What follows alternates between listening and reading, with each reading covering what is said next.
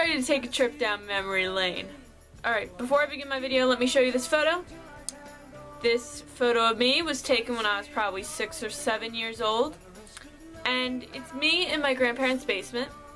And as you can tell, there is a Beatles little picture in the background.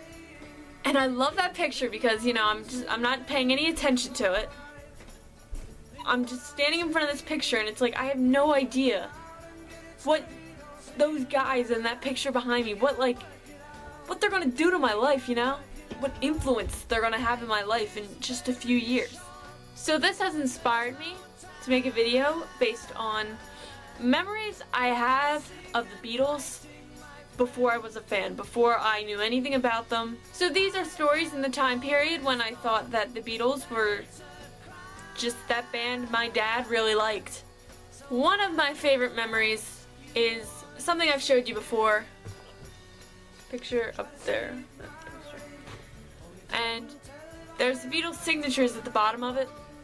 And I couldn't read cursive writing. Oh my god, crap. Mom! There's a spider. I'm sorry, I can't. Okay, it's a new day, new Jamie. After that spider, I was a little too shaken up to sit down here, so figured I'll just film tomorrow.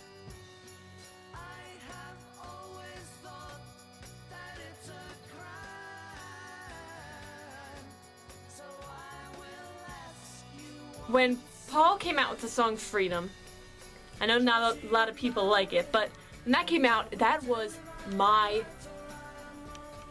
life. That song, I love that song. I just remember the 9/11 concert was on the TV. It was either really late at night or really early in the morning, and I just remember like that song was on and just dancing with my parents in front of the TV. Like that was on, we were just all singing it, and it was nice. It's a good memory.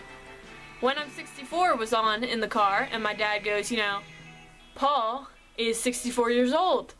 Like now. I was just... There was this TV documentary or interview, something with Ringo. It looked like 90s Ringo, and he was getting interviewed. And I just remember my parents were watching it, and I was sitting on the couch just thinking, why are we watching this? I could be watching SpongeBob right now. There's also a Paul documentary. I don't know if it was Wingspan or not. I don't think so. But I remember I wasn't even watching the TV. I was ignoring the TV because I didn't want to watch this. And I just remember seeing the blurry picture, because I wasn't looking, of a blonde-haired lady with feathers on her dress, which was Linda. And once again, I was just ignoring somebody who has a really great impact on my life. And I find that so funny. I was like, oh, I don't want to watch this. I'm not even going to look at the TV. And you know, but I see like her in the corner. It's like, oh, foreshadowing. In gym class, it was required for a few years that you would have to do a dance. You were assigned a group and you would have to pick a song and then dance to it. And my group, I was this boy and my best friend. So we decided, well, we were arguing over a song, and the boy said, why don't we do Help by the Beatles, because it's danceable. So we choreographed our dance around Help, and I really wish I could remember the dance moves for you, because I would so reenact that for you. But I just remember a lot of it was just us sort of like sliding like on the floors. We would take like a running start and just like go, and somehow, hey, we got a good grade on that thing. Standing ovation. Getting the Love CD, and I was just reading the songs on the back of it and thinking, they made a song called I Want You, She's So Heavy. That is so rude to call somebody heavy. For some reason, this makes no sense. I thought Eleanor Rigby, without even hearing the song before, I thought Eleanor Rigby was a song about Eleanor Roosevelt. Because same initials, I guess, I don't know, but when same first name, I don't know, but when I read like Eleanor Rigby, I was like, that's about Eleanor Roosevelt. I remember thinking, Ringo Starr has such sloppy handwriting. I always thought that Lucy in the Sky with Diamonds was actually called Lucy in the Sky with Diamond, and Diamond was a guy.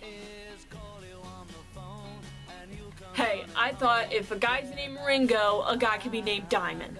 I remember my dad telling me, the Beatles, like, as the four, they were only together for, 7, 8 years. And I was just like, whoa, that's amazing. Because I would see pictures of the Beatles young and freshly shaved, and then I would see pictures of them with beards and then mustaches and all different colors and black and white, and I was like, that all happened in 7 or 8 years? I literally thought that the Beatles stood. They did not, I didn't think they walked back and forth across Abbey Road. I thought they went out there and positioned themselves like they were walking.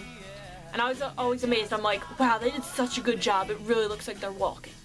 You think as a kid growing up in a family that likes the Beatles, you would remember Sgt. Pepper's and Yellow Submarine, A Magical Mystery Tour, colors, trippiness, characters, all that. No. I have no recollection of any of that. I remember the White Album more than I remember those things. The Beatles 1 CD, always in the car. Wings Over America, always in the car. I always loved hearing silly love songs, especially the live version from Wings Over America, because I loved Linda's voice. I was like, oh, I love that part. My sister and I made our own little TV show on our family camcorder, and we would just do sketches and stuff, and one of them was called Arguing with the Beatles. And basically, that poster over there, we would just film the poster and we would talk behind the camera pretending like we were the Beatles, and we would just argue. That was a thing. And for some reason, John had a Jamaican accent. Briefly being introduced to Paul when, after Michael Jackson died, my dad was showing me a lot of Michael Jackson videos, and he showed me Say, Say, Say. And I just found it so hysterical at this part. I'm pretty sure that just since birth, I've always known who Denny Lane was. I remember this so vividly. This was maybe like a year or two before I got into the Beatles. And iCarly was on, and one part of it was an episode with Fred. Freddie said, I'm going to the Cranberry Parade, and then after that, Sam said, I buried Paul, and I was just sitting, and my dad was like, you know what that's from, right?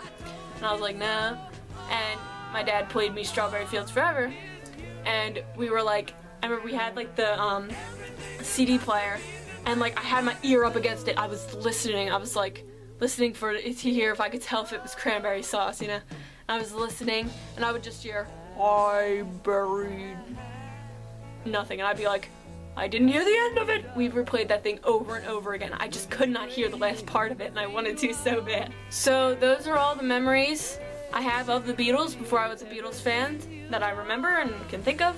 So yeah, I hope you enjoyed this. I'd love to hear your memories of what you thought of the Beatles before you liked the Beatles. I will finish this video with a lovely picture because, hey, why not?